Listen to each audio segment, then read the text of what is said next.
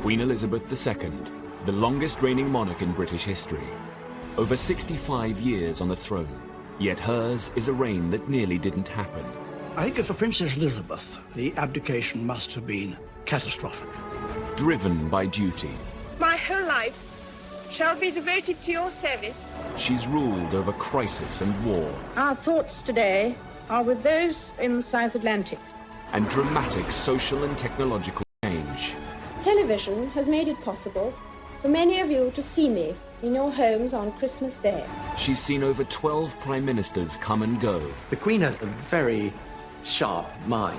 She's endured the breakup of the empire and the creation of her beloved Commonwealth. The Queen had an instinct Of what the new Commonwealth was about. Throughout it all, she's been a steadying presence. Yet the most famous woman in the world remains mysterious. This is the inside story, as told by her closest friends and advisors. I think the Queen is basically a very shy person. She's very humble, actually. She's a wonderful mimic. I mean, she's really, really funny. It's hard to imagine a world without her. She has done her job bloody well. Elizabeth, the wife, the mother, the Queen.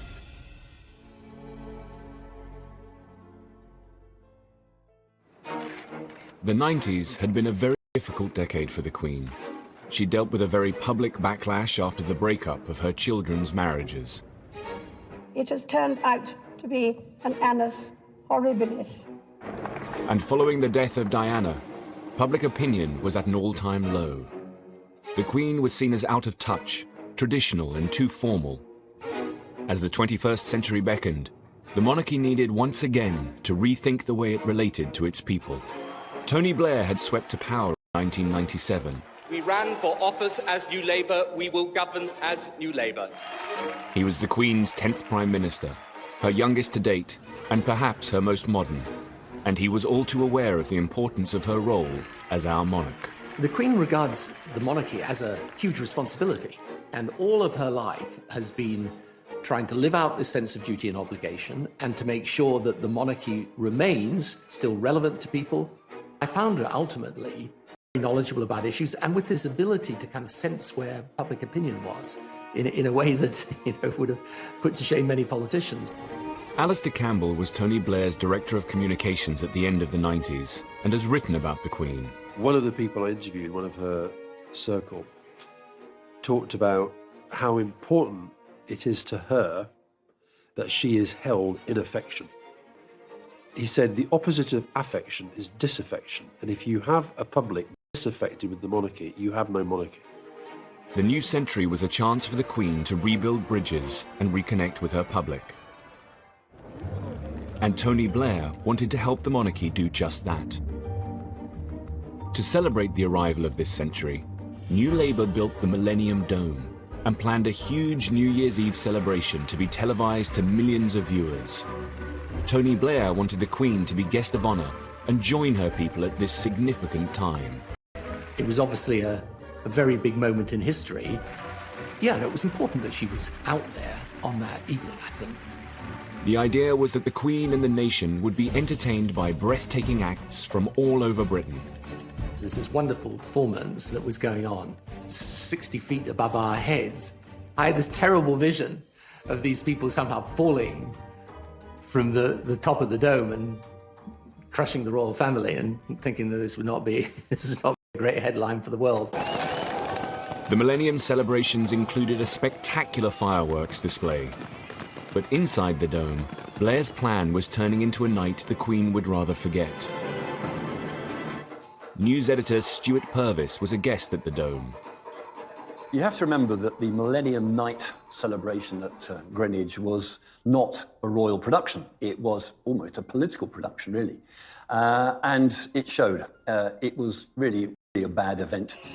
I suspect the Queen thought, this isn't one of my shows, if you like. And she was really not comfortable with the whole thing. As Big Ben struck midnight, the whole dome broke into Auld Lang Syne. This was all a bit weird. Suddenly, it was a kind of family occasion.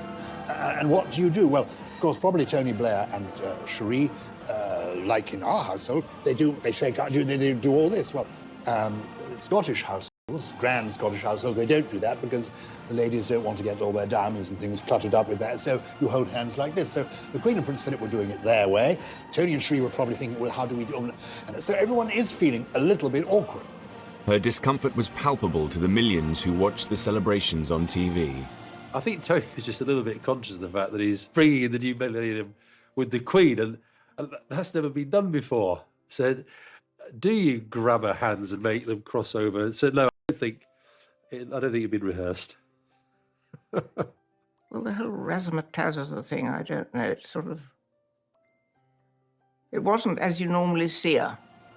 To me, it seemed to be, watching, I thought, they're putting in a rather funny situation. But she has to react, she has to cope with it. Seen kissing the Queen. It was just caught, I think, just for a minute, just giving her a kiss, which one felt at the time, here, I'm here, it's all right. He was reassuring her that he could get through that situation. I thought the Queen was a bit uncomfortable, and I felt really sorry for her, but I mean, frankly, I was a bit uncomfortable. The whole event was very odd, and the whole night passed in a bit of a blur, frankly. But anyway, she put up with it in extremely, good spirits, considering. The event had put the Queen in an undignified position. Her attempts to reconnect and seem less traditional hadn't had the best of starts. At the turn of the century, the Queen was battling negative public feeling. The events at the Millennium Dome had done little to restore her popularity, and it wasn't just a problem at home. Abroad, her unpopularity had been building for some time. In Australia, there were plans to remove her as Queen. Critics speculated that if it could happen down under, then one day it could happen in the UK.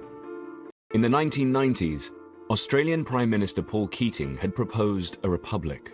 It would be the intention that as a result of this committee's deliberations and the public discussion that would follow, the Australian people would be in a position to decide by referendum later in the decade whether Australia should become a republic by the year 2001.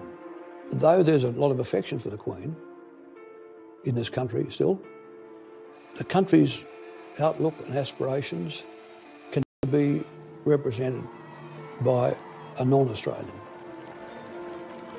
When I met the Queen in Balmoral, she said, of course, I will always take the advice of Australian ministers and the Australian people.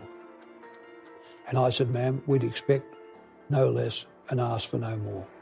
As well as Australia, the Queen was the head of 16 different nations across the globe, from Canada to Jamaica, New Zealand to Papua New Guinea. If Australia became a republic, more countries could follow suit.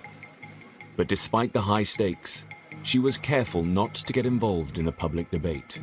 There was an affection there. After all, Prince Charles had been to Geelong Grammar School for a term or so. I think it would be disappointing to the Queen. But on the other hand, she had really accepted that it was the decision for the Australian people to make. In 1996, Keating was replaced as Prime Minister by John Howard, a politician with monarchist sympathies. But the referendum would still go ahead as planned. I honestly do not believe Australia would be a better... And unless there's a good reason, you don't break links with your history, but even more important than that, it works. On the 6th of November 1999, Australia went to the polls. As the Queen nervously waited for the result, it looked like her 48-year rule of Australia was about to end. Well, the Queen was intensely interested in the outcome. I knew that whatever the outcome would be, she would wish Australia well and retain an interest and affection in it. When the ballots were counted, the results were a surprise to many. All 6 states had voted to keep the Queen. The country had an appointment with history, and it failed the appointment. Incidentally, the Australian rugby team were in the UK, competing in the World Rugby Cup final in Cardiff. The Queen was there to present the trophy to the winner. I'm told she was very pleased, but by the person who officially conveyed the result. What we didn't know is that the Australians would come to the UK and win the Rugby World Cup, which added a certain piquancy to it, including the Queen presenting the trophy to John Eales, the Australian captain, just after the result of the referendum. As they say in Fleet Street, you couldn't have made that up. The Queen's presence at the Rugby World Cup final was a symbolic moment. For many Australians, it was cause for a double celebration. The Queen had held her own in the country she regarded with fondness. But closer to home, family worries were about to test her in a far more personal way. The Queen's sister, Princess Margaret, had been ill for some time. In 2002, her health took a turn for the worse. Princess Margaret had always been the Queen's glamorous and mischievous sister, and they were devoted to each other.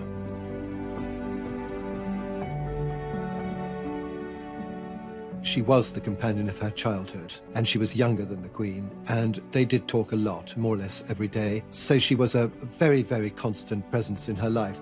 Growing up, the Queen's family had been a tight-knit unit. They called themselves Us Four. After the death of their father, two sisters became even closer, and they'd had other difficult times. In the 50s, the Queen had not been able to support her sister's relationship with divorcee Group Captain Peter Townsend. But despite this tension, they had remained close. Lady Glenconner was one of Princess Margaret's best friends and a maid of honor at the coronation. Princess Margaret adored the Queen and was always very loyal. I mean, she always talked and was very proud of what the Queen had done and all that. During the breakup of Princess Margaret's marriage to Anthony Armstrong, with her a lot, and she sort of did her best to make it better for Princess Margaret, I think. In February 2002, Princess Margaret died from her third and final stroke. The Queen had lost her only sister. Well, I would imagine she was expecting it, because she had Princess Margaret been ill for a very long time. We're all devoted to her. She was so good to everybody, and I think a lot of people wept a lot. In a way, it was sad, but I was so glad that Princess Margaret, who had suffered so much at the end, and for somebody like that who had been so vivacious and beautiful and enjoying life, to see her in a wheelchair, unable to see, it broke my heart, actually. Princess Margaret's funeral was a relatively low-key affair for a member of the royal family. For the Queen, it was a doubly sad occasion. Princess Margaret's funeral fell on a very painful anniversary. 50 years ago to the day, they had buried her father in the same chapel at Windsor. When Princess Margaret died, and the Queen Mother was still at Sandringham, where she would have probably stayed, but she insisted on coming down to Windsor and taking part in the funeral. A fragile Queen Mother didn't want to be seen by the press. We all sat in front, all the ladies in waiting, together. And it was terribly poignant because the Queen Mother was a wheelchair. And when the coffin went by, she tried to stand up. I think she may have been helped up so that she could be standing when Princess Margaret's coffin went. Princess Margaret was cremated, one of the first members of our family, I think, because she wanted to be buried between her parents. And there was any room, really, for ashes. In the weeks after Princess Margaret's death, the Queen Mother's health continued to deteriorate. The Queen had obviously been worried about the Queen Mother for some time because the Queen Mother was an enormous age and was appearing in public very regularly. The Queen would obviously be worried that she was going to fall over or something, which luckily she never did. I think the Queen Mother had been ill for some time, and she had some trouble with her lungs, I think. Constant coughing and that sort of thing. But it was all kept fairly low-key, they didn't talk about it much. And she was, after all, in her 102nd year, I think. Wonderful. The Queen Mother had been the Queen's rock throughout her 50-year reign. I think hardly a day went by without communication between them, either visit or telephone call. And when the Queen was overseas, she wrote a series of letters every day back to her mother. I mean, the Queen Mother had a lot of adulation from the public, and people got a lot of her mother's qualities in her, the Queen. Just 6 weeks after Princess Margaret's death, on the 30th of March, the 101-year-old Queen Mother passed away.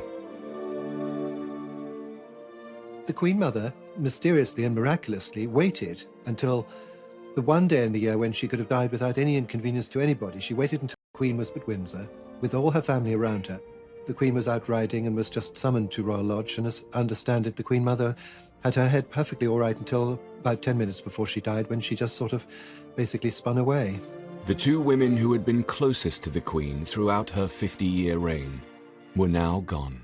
She'd lost her mother, who was not only a friend and companion, but her mother, somebody she spoke to every day on the telephone, that she would visit regularly, that she knew and loved, and was the link also with her father, a key figure in the Queen's life.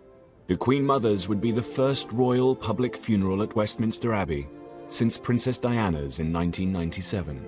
There was speculation in the newspapers that people wouldn't turn up, that, the Queen Mother, being over 100 years old, belonged to another generation, that people wouldn't remember her.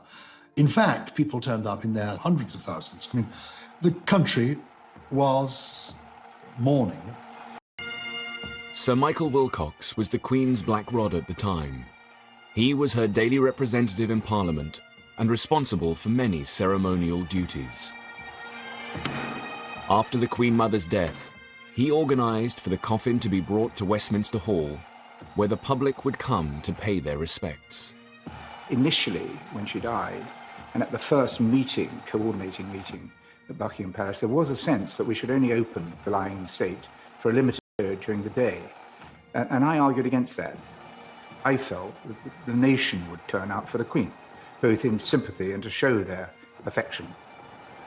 We opened on the first morning, and within 3 hours we had a 3-mile queue. And I then said, OK, we'll keep it open 24 hours a day. It was overwhelming, and the queue went right the way out down the other side of the Thames.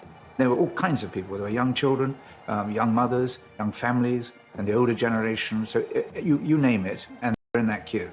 Over 1 million people came to mourn the Queen Mother. It is the fairy tale Queen Mother, the mother of our sovereign. For much older people, she was the Queen during the Second World War. She represented their lifetime story. There is an outpouring of emotion that is about oneself, one's country, exemplified in the life of the person who has died. One hesitates to compare it to the emotion over Diana, but it was, after the death of Diana, swung decisively in the monarchy's favour. She's had a great life. Diana only had a short life, but she's done so much for history, she's gone through so much, and she just really puts the backbone back into Britain. She was a wonderful lady. We love him very much, and he do a lot of good for we. As the Queen left Westminster Hall, the crowd reacted in a surprising way. It would be a transformative moment as the public now began to support the Queen. There was this very polite, very discreet clapping, which was almost symbolising the transference of affection from one great matriarch to another, and I know that the Queen was very touched by that. On the eve of the funeral, the Queen addressed the nation. Ever since my beloved mother died over a week ago, I have been deeply moved by the outpouring of affection which has accompanied her death. But the extent of the tribute that huge numbers of you have paid my mother in the last few days has been overwhelming. I thank you for the support you are giving me and my family as we come to terms with her death and the void she has left in our midst. It must have changed her life enormously to lose her mother and her sister within a few months of each other like that. It must have been very traumatic for her, very sad. I think she missed them a lot. I mean, suddenly she lost her two best friends, really. After the service at Westminster Abbey, the Queen Mother's coffin was taken to Windsor Castle, its final resting place, alongside her husband and daughter, Princess Margaret. I think with the death of the Queen Mother, there was a subtle change in the role of the Queen. Now, the Queen was the oldest member of the family. She was the matriarch. She, as it were, was moving into the Queen Victoria role. She was the senior member of world royalty. And some people say that that almost freed her, that she seemed to relax a bit. Well, Martin Charteris, who I think was her best private secretary, always used to say, wait and see what happens when the Queen Mother dies. Because I think with any parent, somehow they're always looking over your shoulder. And suddenly, she did blossom. There's no question about it. These deaths would herald a new era in the Queen's reign. At the turn of the century, the Queen had lost two the most important people in her life, her sister Princess Margaret and the Queen Mother. Despite the public's sympathy for the Queen, the sovereign still had a problem with her image. She needed a new way to connect to her people and show that she was in touch. She and her senior advisors had created a working party to develop a new strategy. They called it the Way Ahead Group. She, not just the Queen, every single member of the inner royal family came to the Way Ahead Group and private secretaries. The meetings were sometimes a bit chaotic. I recall that the Queen had a bit of a tendency to chat to whoever was sitting next to her rather than paying full attention to the proceedings. The Duke of Edinburgh had to sort of call people to order from time to time. One of the issues the group looked at was the itinerary for the Queen's public engagements. The Way Ahead Group suggested that she made her visits edgier and more inclusive. We needed to look at the way the royal programme was made up and modernise it a bit and make sure that the monarchy reflected society more accurately. I mean, there were lots of visits around the home counties because of the proximity of Windsor and Buckingham Palace. Should there be a greater geographical spread, making sure that, different parts of the country saw all this happening. When she visited industry, she tended to go to factories when actually the way the economy had moved was that there were far more service companies. For instance, in the entertainment sector, it's easier to get a little bit stuck in your ways. This was a deliberate attempt to just nudge things forward a bit. The Queen is very pragmatic. She's willing to look at the pros and cons of an argument and then go for something that's, the modern way of doing things. That's another feature of her character. 2002 would be the Queen's Golden Jubilee year, marking 50 years on the throne.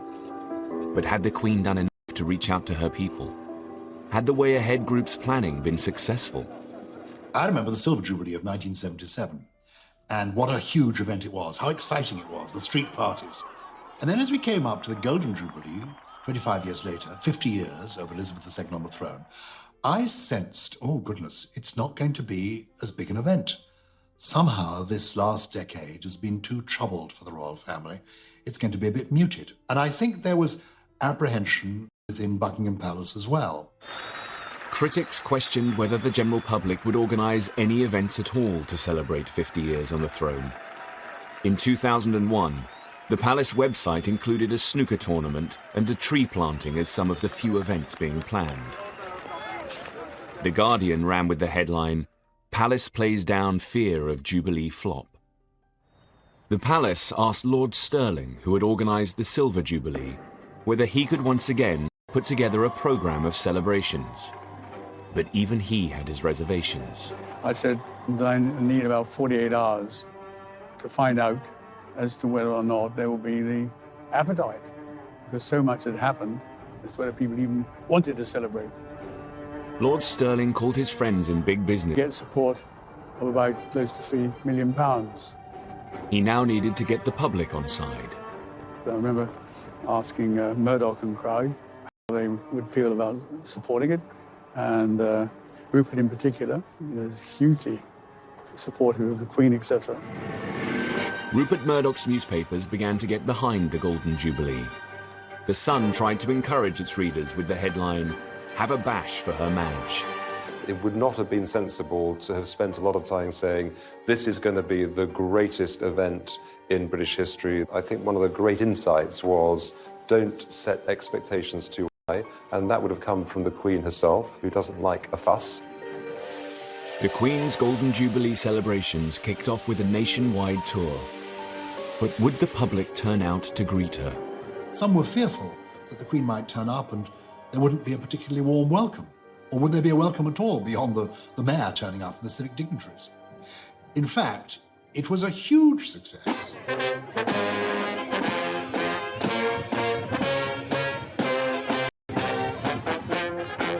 I was privileged to be part of the tour, to go on some of these visits.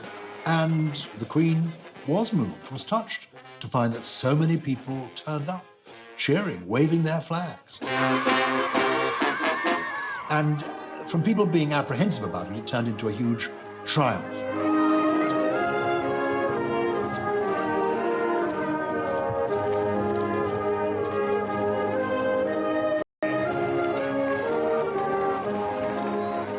she said, "What's this?" And I said that it was a picture and I drew it for her, and she said thank you. I thought she was going to be quite nice, and she was.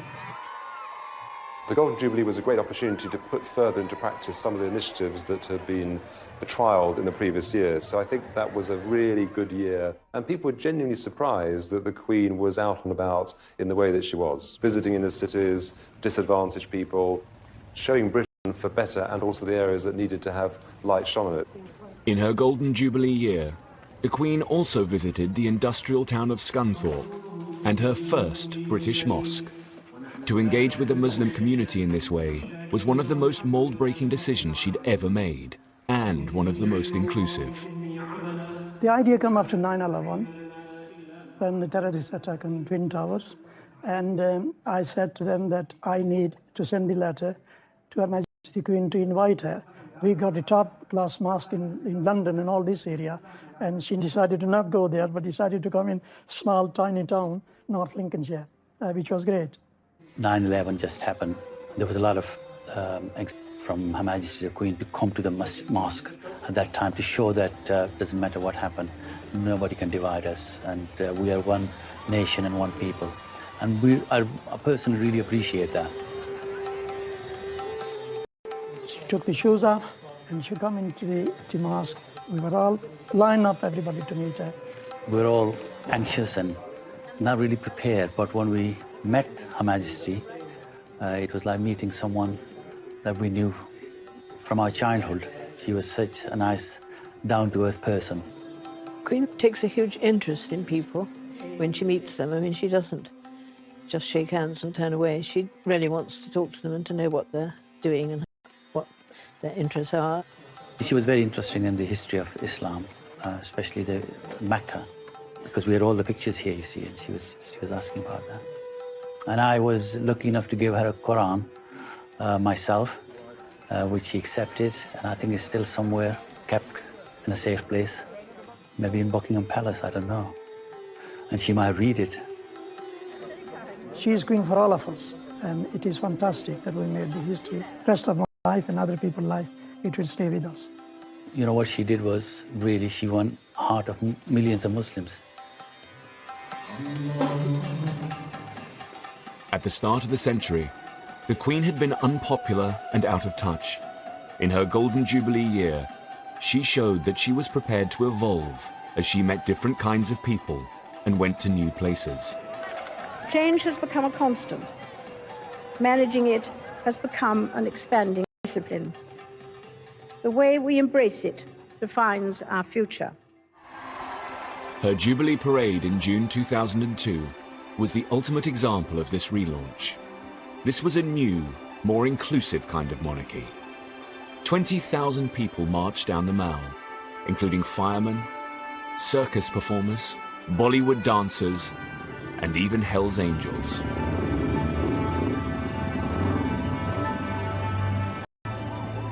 How far have you come to be here today? How far is Australia? 10,000 miles? Oh, well, I'm a true royalist. I just think it's wonderful. The whole world seemed to have come out to celebrate with her. As the highlight of the celebrations, the Jubilee organisers planned 2 huge concerts at Buckingham Palace, one classical, one pop. 3 years earlier, the Queen had been the guest of honour for the New Year's Eve celebrations at the Millennium Dome, which had left her feeling uncomfortable.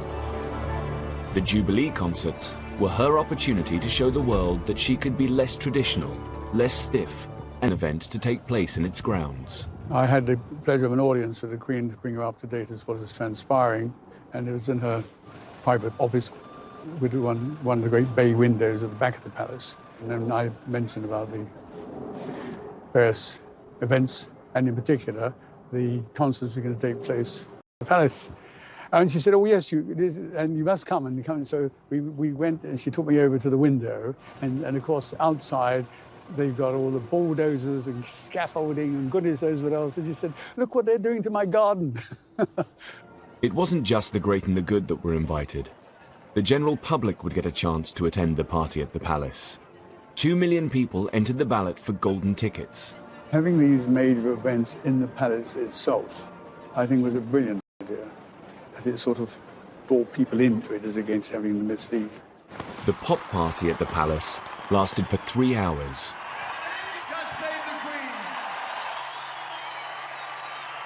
The concert's iconic moment would be Brian May from Queen on the top of Buckingham Palace.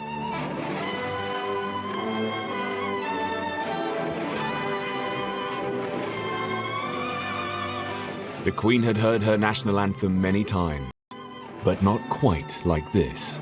I think, British people are always up for a party, and I think perhaps most importantly, that actually, given the opportunity to say thank you to their sovereign, the British people will take that opportunity and they will say thank you, and that's what I think was symbolised in those events. The Queen didn't expect much of the Golden Jubilee, but perhaps with the Golden Jubilee we see the beginning of a more self-confident monarch emerging.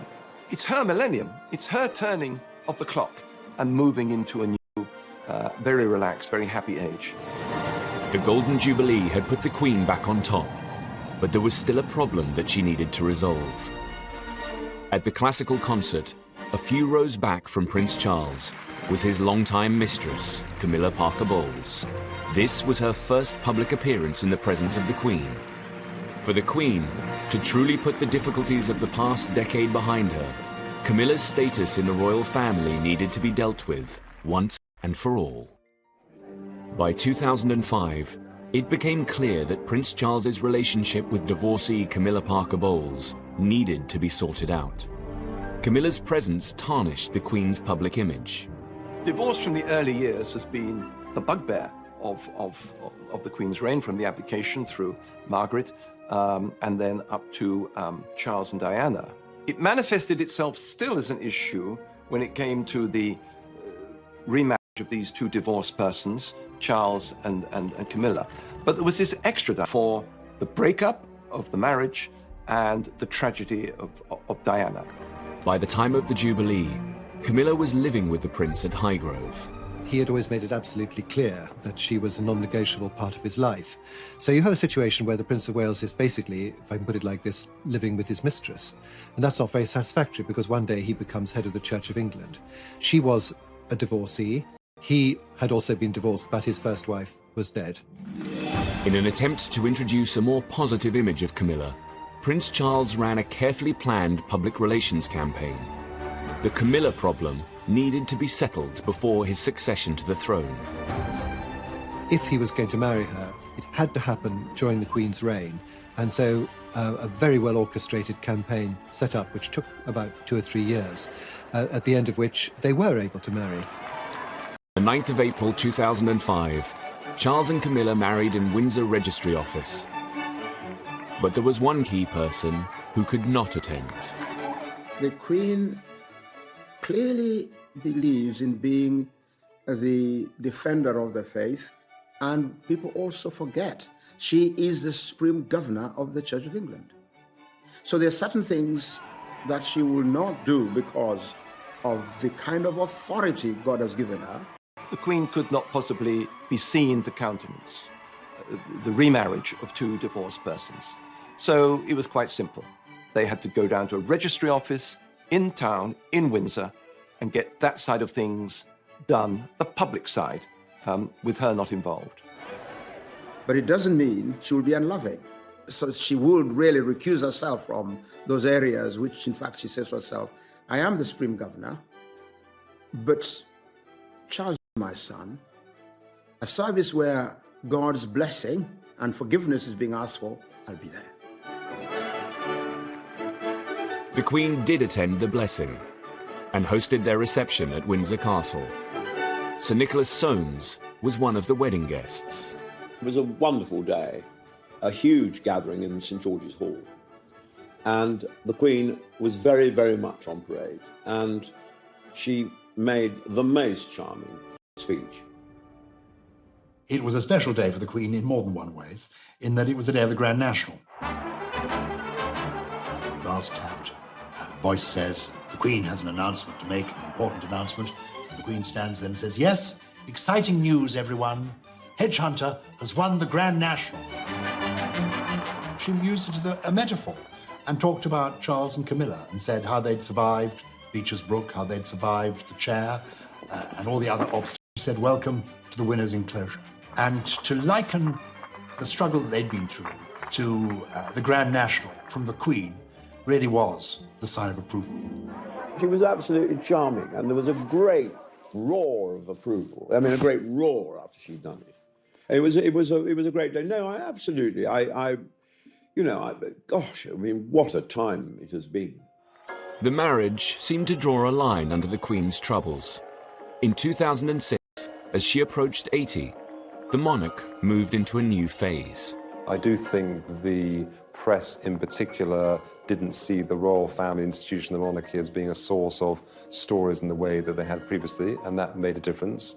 I think the country were getting used to a new generation of the royal family, and I think the fact the young princes were emerging made a huge difference. I think people began to see the Queen also not just as a mother, but as a grandmother. As the decade ended, her grandchildren began to take a more visible role in royal life. They obviously love her, and I'm sure she loves them too. And I'm sure they go to her for advice, because they couldn't have a better person to ask. I think if you asked Prince William and Prince Harry if they'd learned anything from the Queen and the Duke of Edinburgh, they would say a great deal. I know that's the case because I've heard them talk about their grandparents in terms of respect, affection, but also seeing how they do things. And if you like the style of Prince William and Prince Harry, it's because they've learned a lot from past masters at the game. As the Queen headed towards the end of the decade, she had a new confidence. I think the Queen is basically a very shy person. I've seen her stepping out of the royal train and having to gear herself up to face the crowds many times. When that challenge is overlaid with public criticism, as there was, for instance, at the time of Princess Diana's death, I think it's very hard to bear. So if instead what you're reading in the newspapers and seeing on television is broadly supportive and warm towards you, you relax in turn. And that is what's happened to some degree for the Queen.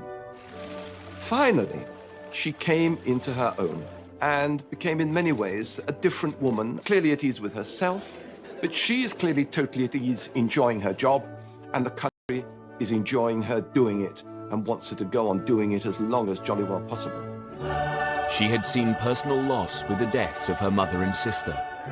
She had seen her son and heir, Prince Charles, remarry, and she had proved her relevance to the British people. At the end of the decade, her popularity had never been so high. The world now saw a more self-assured monarch, the nation's grand. Recognize that you have to be more out there with the people in today's world, but you never forget with her that she's the Queen, and that ability to retain the aura at the same time as move with the new age, that's really what marks her out, I think. In 2012, the Queen celebrated her Diamond Jubilee, marking 60 years on the throne. She became only the second monarch in British history to reach this landmark. The first had been her great-great-grandmother, Queen Victoria. Queen Elizabeth II's reign had encountered many highs and lows in its 6 decades, but she had come through them all. Inevitably, a long life can pass by many milestones. My own is no exception.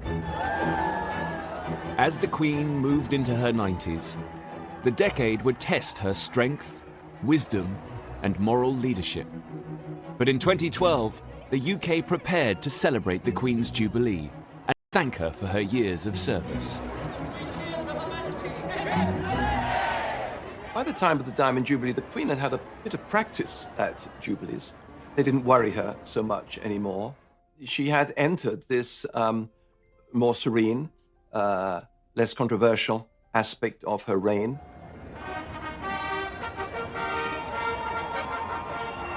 For the Queen, it was a moment of saying, I have come through it all. I have come through difficult times, the very hard times, the 70s, the 90s, and now here I am still, soaring high in popularity. To mark her Diamond Jubilee, Britain would hold year-long celebrations. The highlight was a River Thames pageant, harking back to the golden era of Elizabeth I. I wanted to do something wonderful on the Thames and proposed the idea for a pageant, and a pageant of the size and scale which hadn't been seen on the river for over 200, 300 years. The vision was to bring the Thames to life, magnificently with boats and music and bells and whistles. The Queen would survey a flotilla of passing boats. Over 1 million people lined the river to catch a glimpse of the Queen and her Thames pageant. Every single one of them wanted to express their pride in their nation and their patriotism to the Queen. I think that's what motivated everyone. A wonderful day. Everywhere you looked up to the high-rises, on the bridge parapets, on the riverside. Everywhere there were people shouting and cheering and waving flags. It was just the most extraordinary sight. It was wonderful. Despite the June date, it rained for most of the pageant. Specially chosen to perform in front of the Queen.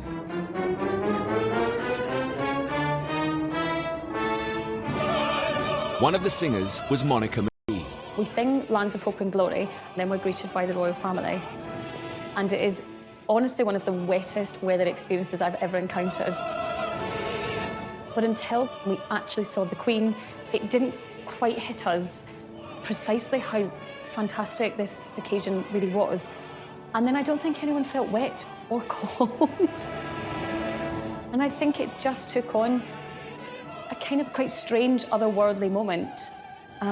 We just think this is our job, to honour this woman and try and do our job really wonderfully for someone who's been done her job for decades.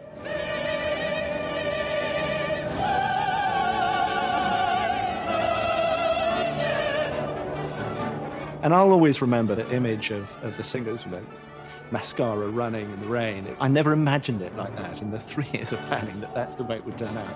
But it was wonderful in the way it was completed. There was also, I think, a feeling of poignancy on her part and on the part of those who were there, that this could well be the last time. That the idea that maybe one day, before too long, we won't be saying, God save the Queen anymore, added something to that occasion.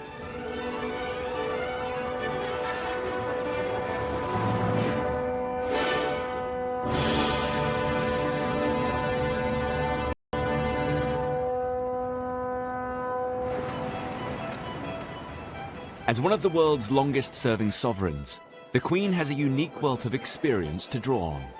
She meets more people who are experts in their field, including politicians and industry experts and people from academia, than probably anyone else around. Throughout her reign, she's received red boxes with ministerial papers and briefs from Downing Street every day. It's hard work it is when you think about the Queen every night of her life. Most people can probably go home and do what they want to do, but the red box appears every single night. As long as she's been monarch, the Queen has held a weekly audience with her Prime Minister. From Winston Churchill to Margaret Thatcher and Tony Blair. At a superficial level, she was just the Queen, listening to the Prime Minister, as it were, and exchanging different conversations with the Prime Minister. But as the time went on, in my interaction with her, I came to have a real regard for her basic judgment and perception about society, about the country, about the people of the country. All this helped to end hundreds of years of hatred against the British.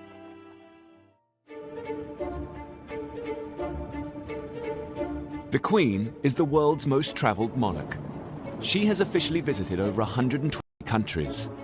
But in 2011, she went to a new place, just 100 miles across the sea, the Republic of Ireland. She was always really interested in the peace process, very committed to it. One of the few conversations where she literally picked up the phone and you held the phone, as they said, it's the Queen on the phone, was after the Northern Ireland Peace Agreement. For over 100 years, British rule had been viciously contested in Ireland. Hundreds of people on both sides of the water had been killed in what came to be called the Troubles. The Queen herself suffered great personal loss. In 1979, the IRA had murdered close family members, Lord Mountbatten and his 15-year-old grandson. Known to her as Uncle Dickie, his death had been a huge shock. The Queen, I think, was genuinely fond of Mountbatten. It was a totally gratuitous, pointless murder. To honour this great loss, he had been given a funeral at Westminster Abbey. But I think the depth of feeling is so terrible at that time. You know, with the IRA and what they'd done, and how do you forgive, you know? But you have to move forward best you can. The Queen's visit to Ireland would be an extraordinary moment of diplomacy and would test her personal strength. The truth of it is that it had to be right from the Irish perspective. You know, there's a long history. Some of that history has been bloody and brutal, and it's a moment you've got to choose very carefully when the Queen, I mean, the symbol of Britain, comes to visit the Republic. It was the Queen's, obviously the Queen's own idea that she should go to Ireland, and probably had wanted to for some time. I remember thinking, you know, just hope everything's going to be all right. The visit witnessed one of the country's largest security operations. Mary McAleese was the President of Ireland, who hosted the Queen's stay. I can tell you that when we invited Her Majesty the Queen to come to Ireland, there were a lot of people who were not happy. I got the letters. We knew that there would have been people who would not have wished her well. So yes, security was massive. On her first day, the Queen went to Dublin's Garden of Remembrance, a site that commemorates the Irish. Now, here was the Queen, paying her respects. She laid a wreath, she stepped back, and she did something that nobody really expected. It's a simple thing. She inclined her head. In that gesture, you could almost hear the softening of the arteries of resentment, the softening of the anger, the winning over of people. Her speech at the state dinner in Dublin Castle stunned all of the guests. The very first words she used, to everybody's surprise, were 5 Irish words.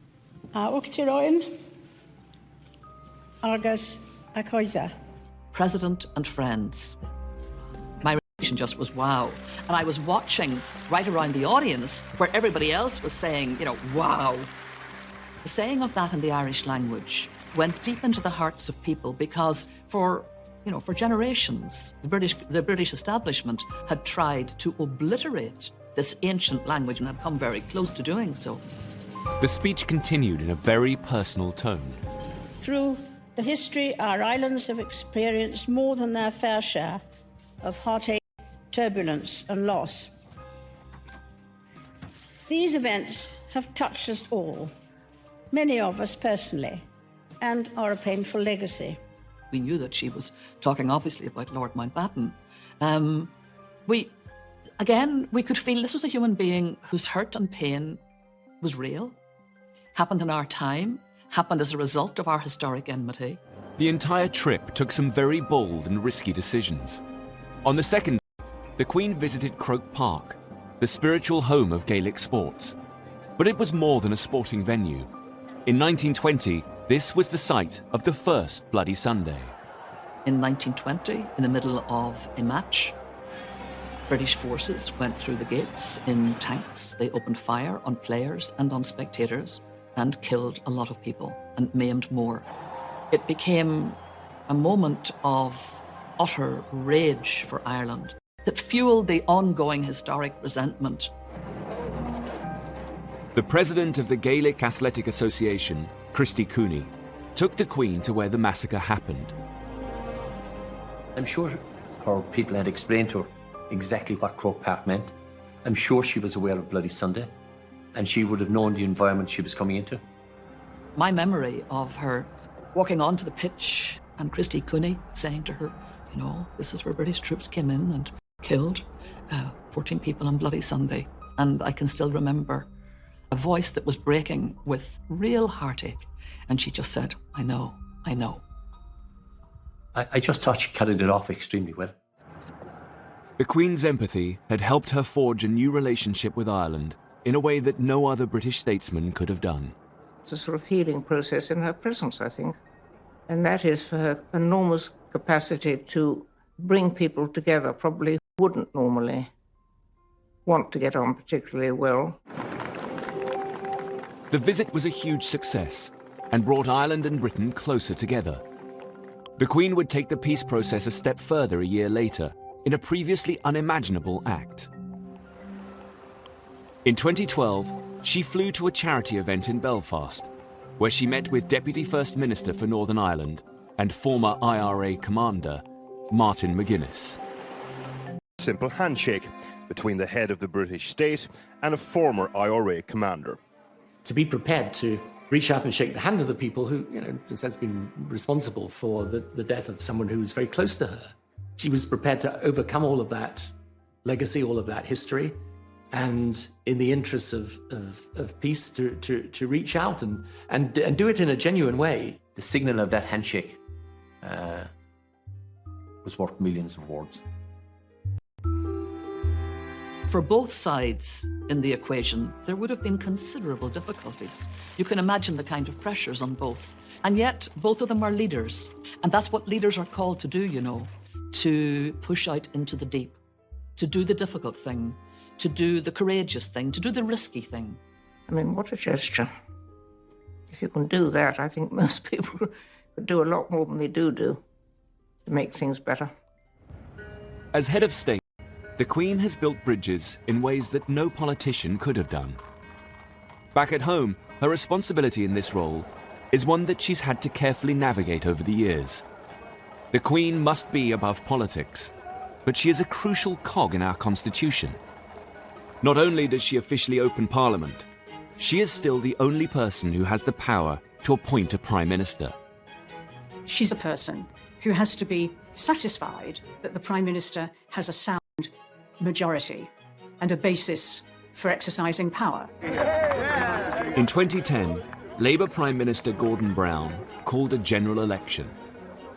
The polls showed that there may not be a clear winner, which would leave the Queen in an unprecedented scenario about who to appoint as Prime Minister. I was working in Number 10 at the time as the Prime Minister's official spokesman, and it was pretty clear in the run-up to that election that it was either going to be a hung parliament or a coalition government, so we could actually work out what would happen. As a result, the Queen's advisers came up with a set of written guidelines, for the first time defining what part she should play. The Cabinet Manual does make absolutely clear that the Queen has no role other than a formal role in appointing the Prime Minister. She has no discretion in those areas. In the event, Labour lost their majority, but the Conservatives didn't have enough seats to form a government. With the outcome of the general election, we find ourselves in a position unknown to this generation of political leaders. As talks got underway for a coalition government, the Liberal Democrats, led by Nick Clegg, were courted by both the Conservatives and Labour. But these discussions would take time. The Queen remained at Windsor Castle for the 5 days of the coalition negotiations, so that no one could accuse her of intervening in the process. I was in the Prime Minister's study when he called Nick Clegg on the Tuesday afternoon and said, "Nick, I can't wait any longer, nor can the Queen. I need your answer." And Nick Clegg then had to make the decision that he would go into coalition with the Conservative Party. I've informed the Queen's private secretary that it's my intention to tender my resignation to the Queen. I shall advise her to invite the Leader of the Opposition to seek to form a government.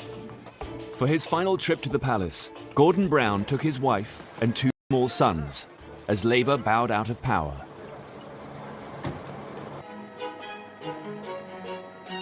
The Queen's private secretary could now call David Cameron to the palace. He would become her 12th Prime Minister, and her youngest to date. She has understood the role of the Crown in the British Constitution so that our political system can work, and she makes it work by not interfering. The Queen has been driven throughout her long reign by commitment to public duties. But it's her personal passions that reveal the most about her. The Queen's long reign has presented her with many challenges, but one passion that's never waned is her love of horses. The Queen is not only very keen on horses, but is also one of the great horse experts we've got in this country. And I'm sure for Her Majesty the Queen, who has been involved with horses for all her life, she finds them a great way to relax and to reflect. Oh, I think the Queen is happy because though she's driven by duty, sustained by faith, she has her passion in life, her dogs and her horses, and they do keep her happy. As the Duke of Edinburgh has said, if it doesn't fire to eat hay, she isn't interested. Ian Balding was one of the Queen's horse trainers for nearly 40 years. There is a special relationship between the Queen and her trainers. You'll ring Buckingham Palace and I'll say, it's Mr. Ian Balding speaking, could I speak to Her Majesty, please? Yes, one moment, sir.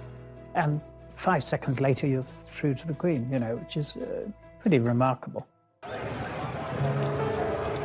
I've been with Her Majesty on race days, and if you happen to have a winner when she's there, that is the ultra moment. Bear in mind, she has bred all these horses herself, so she knows their mothers and their grandmothers and their great-grandmothers. And I remember a lovely horse we had for her, a colt called Magna Carta, who won at Royal Ascot. He won the Ascot Stakes. The Queen learned to ride as a young child and has continued into her 90s.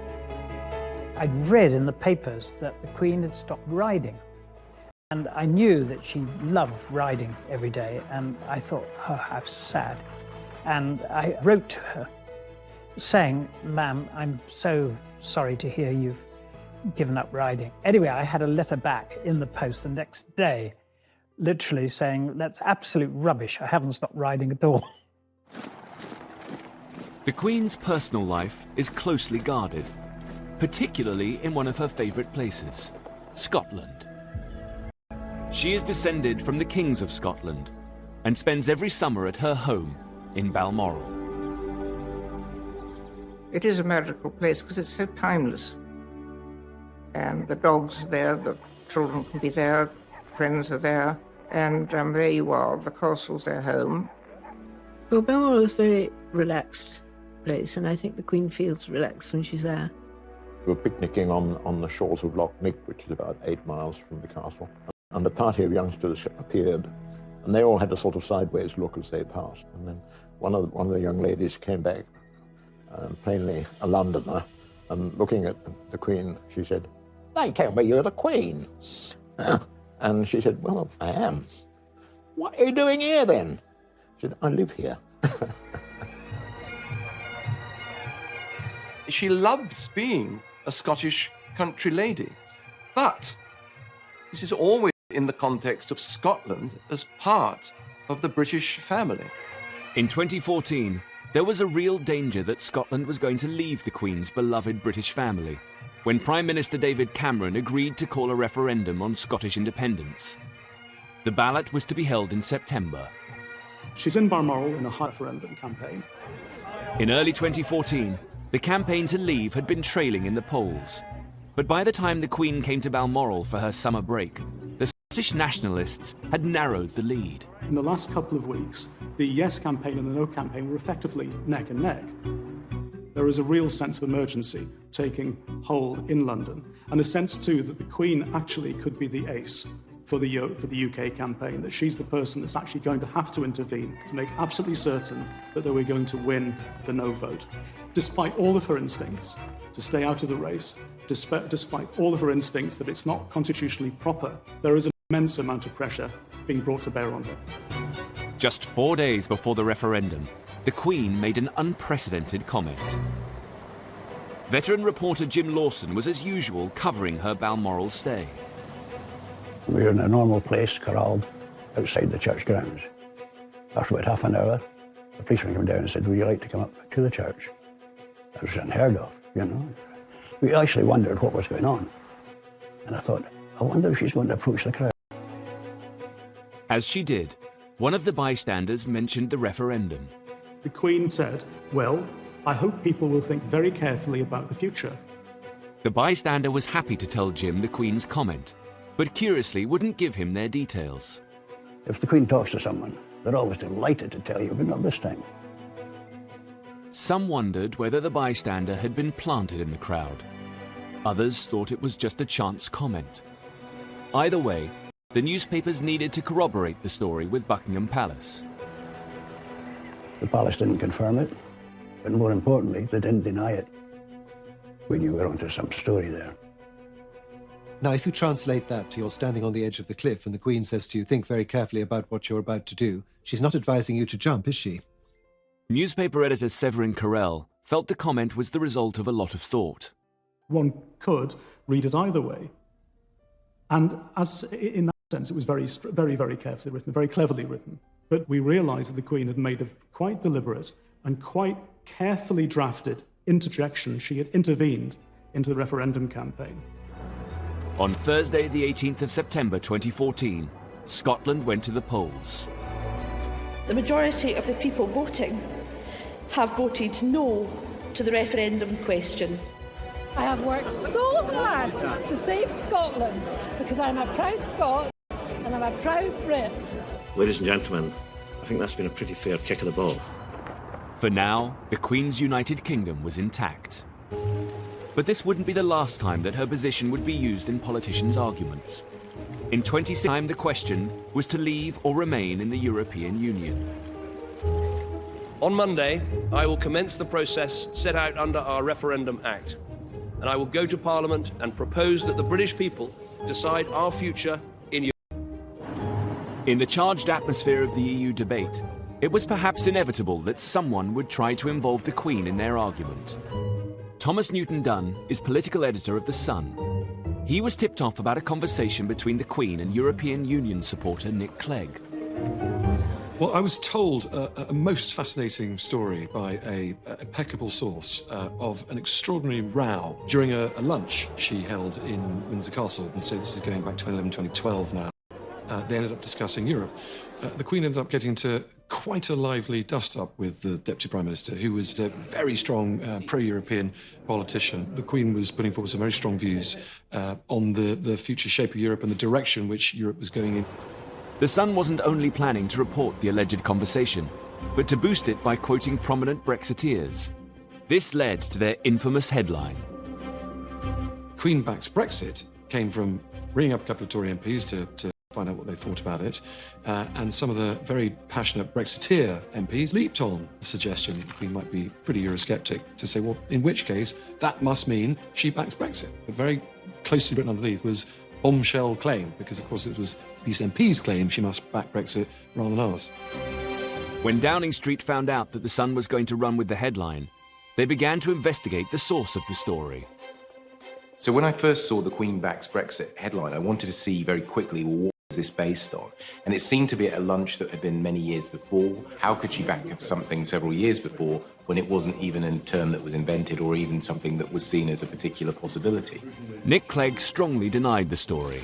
I think it's appalling that people who want to drag the United Kingdom out of the European Union now want to drag the Queen into the European referendum debate. And as for the Sun story, it's nonsense.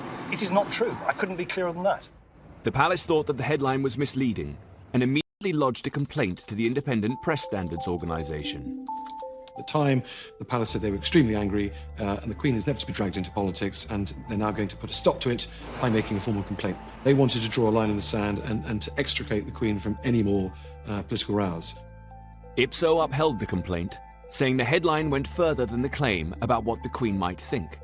The Sun was forced to print its ruling, but by then, the whole story had fueled the Brexit debate.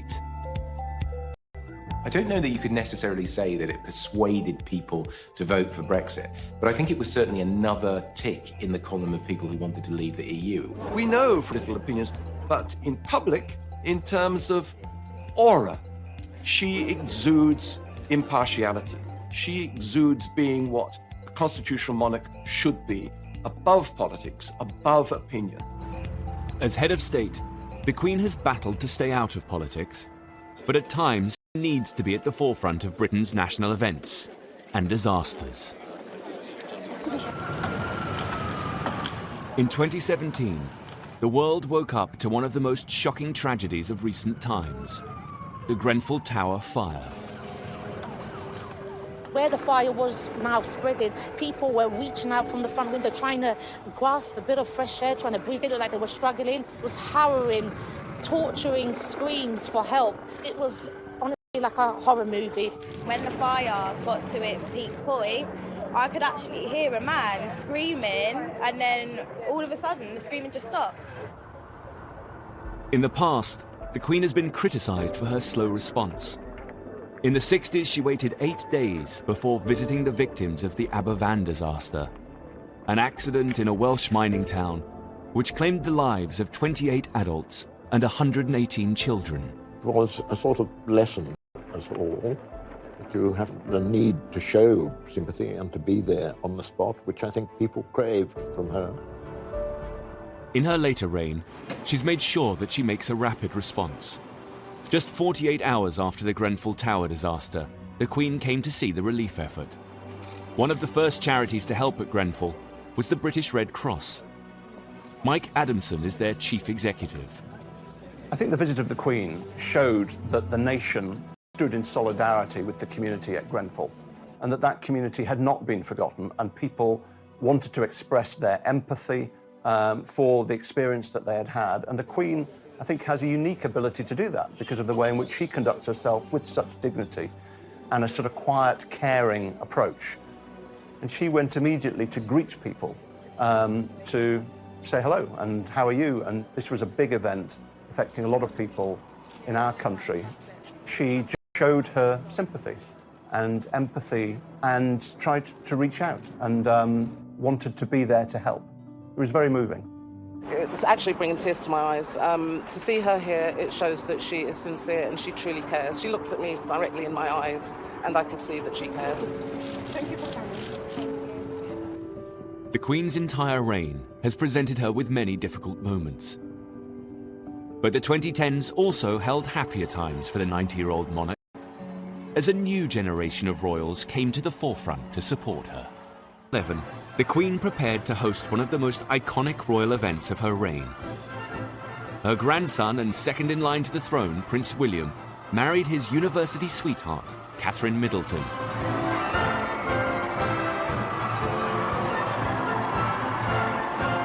It was a significant moment for the Queen's succession. The media are terribly excited about a wedding. The transparent happiness of the young couple just permeated right through the occasion, and that must have absolutely delighted the Queen. Marriage is vital to the royal family. It's about stability, it's the fact that you're going to continue down the generations, it's all about passing on the genes.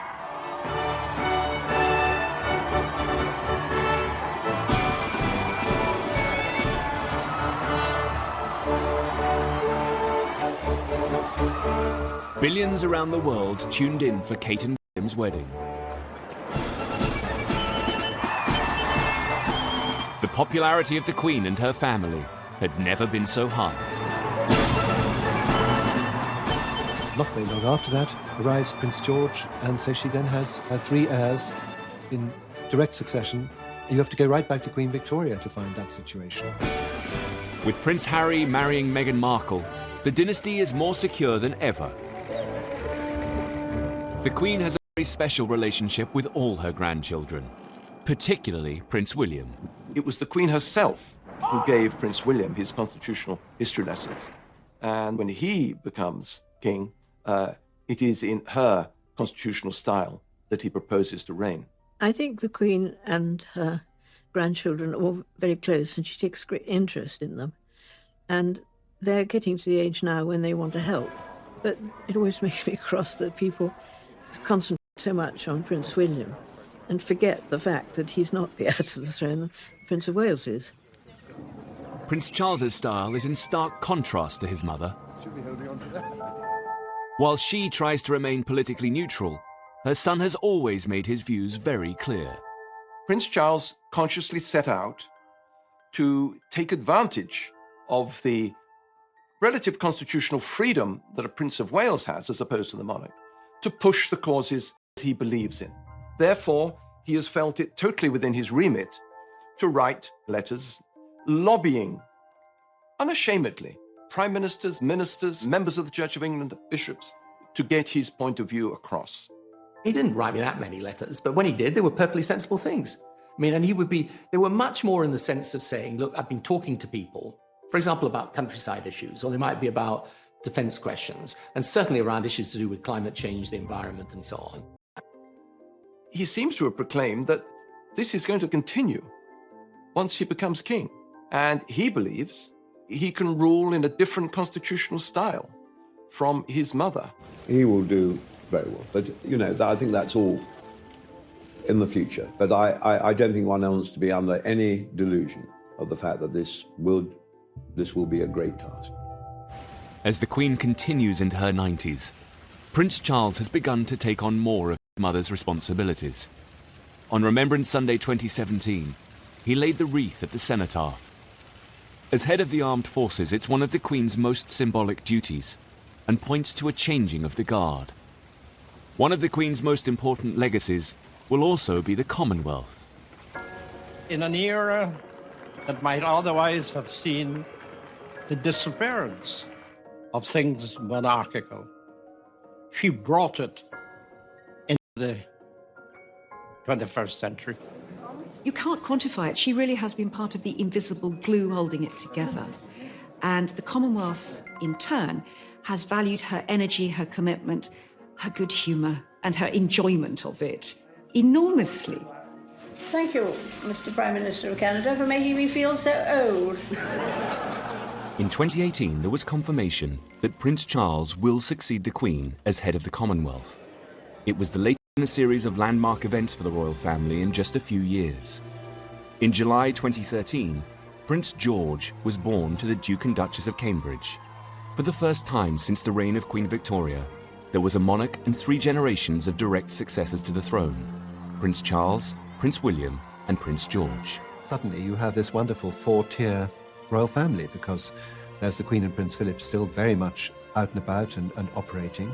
You have Prince Charles doing his own thing with Camilla, and you have the Duke and Duchess of Cambridge, what I think of as slightly more informal, younger, you know, the open shirt, if you like, attitude to royalty. However, just a few years later, Prince Philip decided he could no longer be out and about and announced his retirement from public duty. In 2017, then 96 years old, he took the salute at Buckingham Palace as Captain General of the Royal Marines, his final solo public engagement after 65 years of service. Over the course of a life that has spanned more than 9 decades, the Queen's history has been our history. She has been the only monarch that most of us have ever known. She has breathed new life into the monarchy. Can you imagine the Georges deciding that they had to open up Buckingham Palace? Can you imagine Victoria doing walkabouts? Historians of the future will look periods in the history of the monarchy. She has been the very essence of what a constitutional monarch should be, a lesson, not just to Britain, but to the world as a whole. That here in the 21st century, a monarchy can work. We don't think of inherited privilege when we think of Elizabeth II. We think of a woman who's done her job bloody well. Britain's longest-serving monarch has seen a time of unprecedented change. She's transformed from shy Lilibet to head of the nation and a world leader. She's also had a very interesting time. I mean, she's met over the years everybody, from Mandela to all the American presidents, you know. I think that she has enjoyed being Queen. We've lived through the most extraordinary times, of enormous change, but we've had this thread of total stability with the Queen and Prince Philip. They're, you know, the rocks in a very stormy sea. Anybody who's had the privilege of meeting the Queen will know that it's one of those life-defining moments. She's absolutely lovely. There's a wonderful blue twinkle to her. She's got a very dry sense of humour. I can't think of anybody who I know who's met her and who has not been completely blown away by the experience. She is the sovereign, and has been for a very long time. And to her, that's her life and her dedication. And she's never let us down, and she's not going to. I met the Queen first when I was 12 years old, and I have never, ever come away from a meeting with her that one doesn't feel that you are in the presence of someone truly exceptional. They will be very, very big shoes to fill. Very big shoes.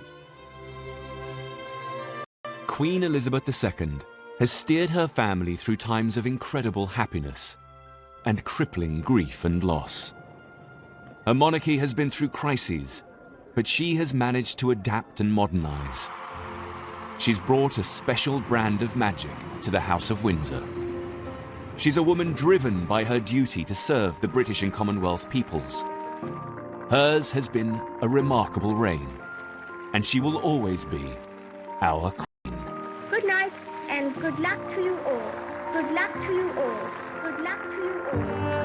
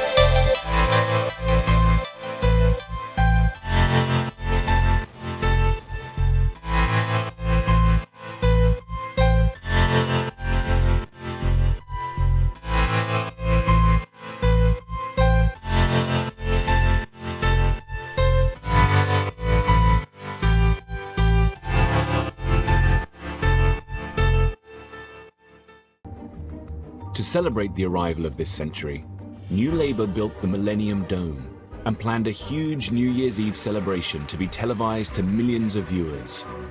Tony Blair wanted the Queen to be guest of honour and join her people at this significant time. It was obviously a very big moment in history. Yeah, and it was important that she was out there on that evening, I think. The idea was that the Queen and the nation would be entertained by breathtaking acts from all over Britain. There's this wonderful performance that was going on 60 feet above our heads. I had this terrible vision of these people somehow falling from the top of the dome and crushing the royal family, and thinking that this is not a great headline for the world. The Millennium celebrations included a spectacular fireworks display. But inside the dome, Blair's plan was turning into a night the Queen would rather forget.